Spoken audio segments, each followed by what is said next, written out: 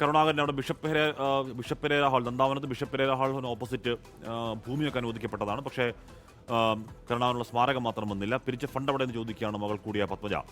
അതേസമയം കെ കരുണാകരന് സ്മാരകം നിർമ്മിക്കാനായി പിരിച്ചെടുത്ത തുകയുടെ കാര്യം മകൻ കെ മുരളീധരനോട് ചോദിച്ചാൽ അറിയാൻ കഴിയുമെന്ന് CPM നേതാവ് പി സരിൻ. മുണ്ടക്കൈ ചൂരൽമല പുനരധിവാസ ഫണ്ട് പിരിവിൽ കോൺഗ്രസ് ജനങ്ങളോട് മറുപടി പറയേണ്ടി വരുമെന്നും പി സരിൻ 24 പറഞ്ഞു.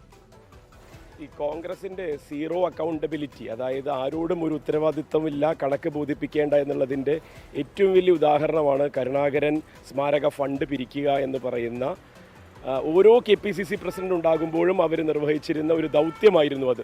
കരുണാകരൻ എന്ന് പറയുന്ന അവരുടെ ടവറിംഗ് ലീഡർ, ടോൾ ഫിഗർ എന്നൊക്കെ പറയുന്ന ഒരാൾക്ക് നമ്മുടെ നാട്ടിലൊരു മന്ദിരം വേണമെന്നൊക്കെ പറഞ്ഞുണ്ടാക്കി പൊതുജനങ്ങളിൽ നിന്നടക്കം പ്രവർത്തകരിലൂടെ പണപ്പിരിവ് നടത്തി എന്നുള്ളതിൻ്റെ തെളിവുകൾ രസീത് കുറ്റികളായി പലരുടെ കയ്യിലുണ്ടാകും.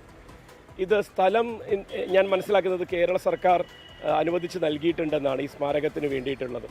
എന്നാൽ ഇന്ന് വരെ അവിടേക്കൊരു ഫൗണ്ടേഷൻ ഇടുന്നതിന് പോലും കോൺഗ്രസ് പാർട്ടിക്ക് ഒരു താല്പര്യമില്ല എന്നുള്ളത് എനിക്ക് തോന്നുന്നു. ഒരിക്കൽ കൂടി ഇത് പിരിക്കാനുള്ള ചാൻസ് ഉണ്ടാവുമല്ലോ.